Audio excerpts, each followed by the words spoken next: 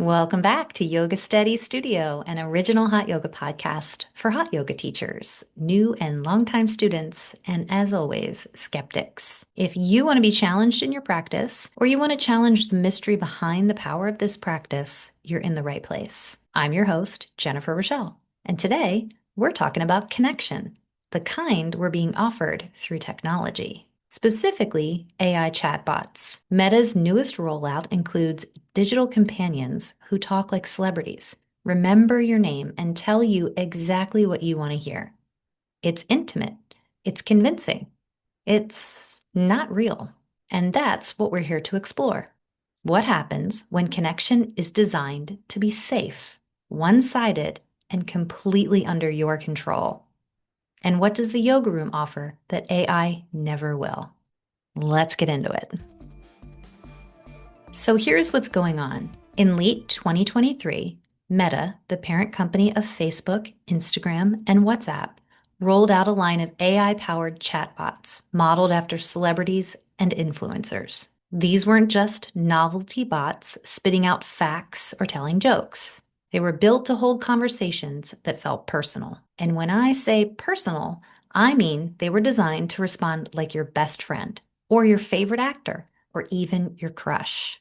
You could message a chatbot based on someone famous, and it would respond in character, complete with style, tone, and personality quirks. Meta's pitch was that these bots could be your companion. They would keep you company, they would listen, they'd get you. And behind the scenes, there was a huge internal database at Meta. Some engineers raised red flags that these bots weren't always safe, that they said inappropriate things, that they didn't have clear guardrails, and in some cases, they were even being marketed to teens. But despite these concerns, the company pushed forward because the heart of this product wasn't just entertainment, it was something deeper, the promise of connection. A chatbot acts like a person that remembers your name, that responds with just the right amount of empathy, curiosity, or flattery. It taps into something deeply human, our desire to feel seen. That's where things get interesting, because in yoga, especially in the hot room, we come face to face with the same desire, but the response we get is often the opposite of flattery. Here's the thing. The problem isn't just that AI chatbots are fake, it's that they perform intimacy without the risk of real relationship. You can say whatever you want to a chatbot.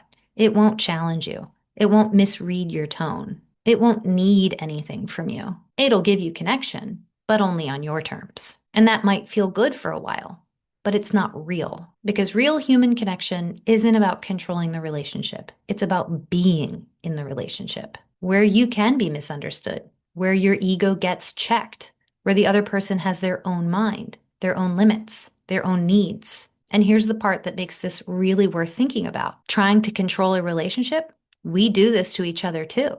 We don't need AI to fake connection. Humans do it all the time. We perform vulnerability. We flatter to get approval. We smile when we don't mean it. We agree when we don't want to. We sometimes choose predictability over truth. That's why the yoga room can be so uncomfortable and so valuable, because in there, real connection doesn't come from flattery. And the teacher isn't there to entertain you, although sometimes they do. They're there to hold the mirror up to you. And mirrors, they don't always flatter. So last week, I stepped back into the hot room for the first time since December 2024. Until now, I've been practicing in my own hot yoga dome with live stream classes and pre-recorded classes. And while I have had 2 incredible live stream sessions with teachers who really connected to my practice, for the most part, I haven't received much feedback. Yes, I've been practicing, but I haven't been seen. And last week, I stepped back into the hot room. My first teacher was the studio owner, Maureen. Her class was in both English and French, and Maureen didn't miss a beat or a body. She didn't take her eyes off us, not once. And her style, while it carried the echoes of the old school, it came with something much deeper. She had clarity, precision, and truth. Maureen was an honest witness to the tiny little lies I try to tell in my practice.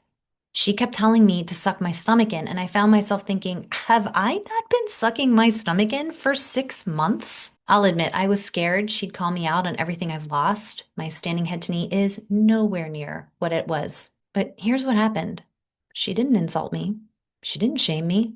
She just told me the truth. She gave me the corrections I needed. She gave me the effort that was required. No commentary, just clean, clear teaching. And let me tell you, the truth hurts more than insult. Because once you know what the work really is, you either do it or you don't. My second class was with one of the studio's regular teachers, and she spoke almost entirely in French. She didn't hold back either. She did compliment my backbend, and to be fair, my backbends are still pretty good, but it wasn't praise, and it wasn't fawning. It was more like, okay, you came here to be seen. I see you. Now let's get to work. By the time we got to standing bell, she told me the same thing every teacher has ever told me, to bring my body down more. And I responded the same way I respond with resistance. My body is already down. I am doing it. Don't you see me? That's what's going on in my head. But she didn't let up. And I finally felt it. I finally realized it, that that's what the teacher is supposed to do. They're meant to tell you exactly what you need to do and to get you out of your head and into your body. The best teaching doesn't flatter your ego. It reflects your needs. I practiced at both of their locations, the one behind the Centre Pompidou and the other one pretty near the Champs-Élysées, Grand Boulevard. At one point, I did get lost trying to find the studio on Grand Boulevard, and I was so close to the start of the time of class that I had almost convinced myself that I was gonna get out of it. But I stopped. I looked around, and I waited for someone with a yoga mat to walk by. Sure enough, I found my way just by following another student. My only complaint? No swag. I wanted a t-shirt that says, I practiced yoga in Paris and all I got was this lousy t-shirt. But they're all about the yoga, and I respect that. Next week, we'll be taking the train east to Oudenaarde, Belgium, where I'll be stepping into the hot room at Hot Yoga Oudenaarde. And here's the twist, I won't be going alone. I'll be joined by a special guest as we review the experience together. We'll break down the class, the teaching energy, the flow of the dialogue, and as always, how I responded under pressure. If you've never heard of Oudenaarde, don't worry, I hadn't either. But that's the joy of this segment. Real yoga in real rooms with real people doing the work. So if you're curious about what it's like to practice outside of your comfort zone, literally and figuratively, stay tuned. This summer, we're going studio to studio, mat to mat, because the practice travels with you wherever you go. Now, let's talk about the dialogue, specifically half moon side bending. So I'm just going to give the dialogue for the half moon side bending, and maybe in subsequent weeks, if I feel inspired, I'll do the full dialogue for back bending and Padahastasana. Half moon pose with hands to feet pose. Ardha Chandrasana with Padahastasana. Everybody together. Feet together at the line, heels and toes touching each other.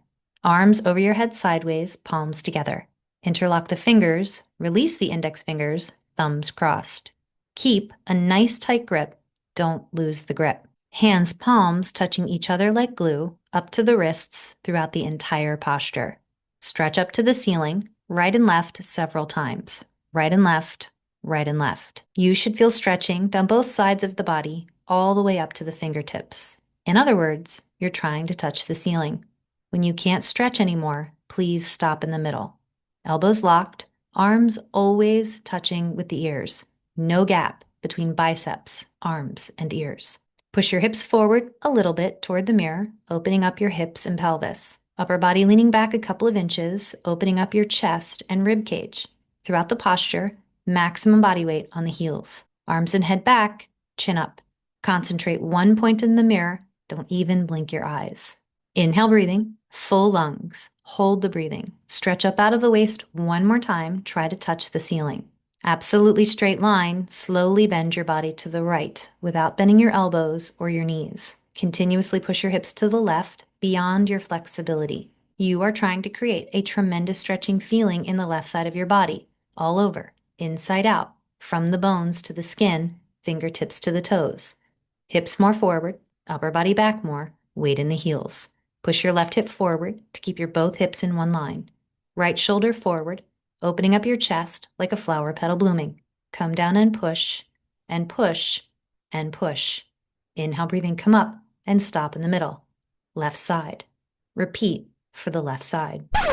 Interesting side note, if you attend an original hot yoga teacher training, Bikram's training, or or one that's sanctioned by the original Hot Yoga Association, or led by one of Bikram's teachers. We traditionally start with this posture in the training. I love this posture. I love the instructions. It's exact, it's detailed, it's powerful, and it moves. Which brings me to something I've wanted to talk about for a long time: the myth of the 1 minute hold in first set half moon. Now, I've been teaching this series for a long time, almost 15 years. I've taken more classes than I can count. I've practiced with some of the most seasoned teachers. And yes, I have taken class with Bikram himself, both in person, live stream, and pre-recorded. And I have never once heard Bikram say, hold first set half moon for 1 minute. But somewhere along the line, this idea became gospel in certain circles, especially among old school teachers and studio owners. And I get it. Some people really like the longer hold. They feel something in it. But let's be clear, that's preference. That's not dialogue. Recently, I offered my dialogue for feedback from a longtime teacher, and they gave me this feedback. Your dialogue is great, but you need to hold first set half moon longer. Now, usually I nod and thank the person who gives me this feedback simply because the feedback is delivered so confidently. This time, I asked, where did you hear that? Why do you teach that way? Their answer? That's something I think the students need. That's just how I like it. That's how it's always been done. Fair enough, but that's not a reason to pass it on as if it's our method. And during our conversation, they invited a colleague to join in, and together they talked about how they each needed that 1 full minute to hold their bodies as if it were written into the bones of the practice. But here's the reality. It's not. It's a preference. A tradition, maybe, but not a standard. And here's where it gets interesting. I've been in hundreds of classes where the teacher clearly has been given this piece of feedback but doesn't agree with it. They hold the posture for 1 minute, but you can hear it in their voice. They're scrambling. They start riffing, rambling, making up language to stretch the moment out because there's pressure to fill the time. And what does that create? Confusion, a disconnect between the teacher's tone and the student's experience. If you're going to hold half moon for a minute, own it. Don't fill it with fluff or tension or passive-aggressive cues that reveal how unsure you are about the instruction. Because in this method, clarity matters. The dialogue moves for a reason. The timing, the rhythm, the breath, it's part of the intelligence of the sequence. And if we slow it down just because we like it that way without asking why, without naming it as a personal choice, then we're creating an illusion of authority. And that's exactly what this episode is about. So here's what it comes down to. AI chatbots promise connection without risk. They say the right things, they mirror our preferences, they never misunderstand us or ask us to change. And in that experience, curated, safe, responsive, we learn something surprising.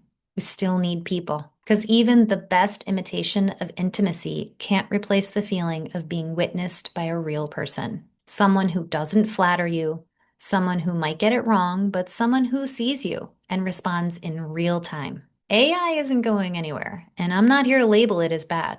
Chatbots, tools, tech, they're part of our world now. But maybe their most powerful use right now is as a mirror, showing us how hungry we are for honest, human, messy connection. In the yoga room, that hunger gets met. Not with the perfect words, not with predictable responses, but with truth, delivered with presence, grounded in relationship.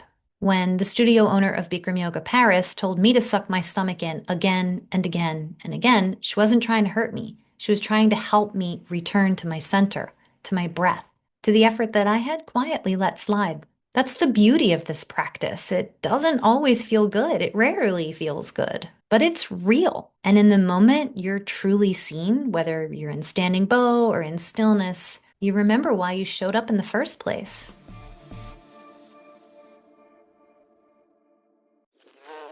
Next week on YogaSteady Studio, we're talking about bees. Yes, bees. The UK has just opened its first ever bee retirement home, a peaceful sanctuary designed to protect aging bees while raising awareness about their critical role in our ecosystem. But this isn't just a sweet story. It's a wake-up call about the value of rest, the need for sustainable effort, and how often we forget to honor our own cycles of recovery. So in our next episode, we'll explore what bees can teach us about yoga, discipline, community, and why stillness might be the most radical thing you do this year. Tune in next week for the full story. Thanks for listening.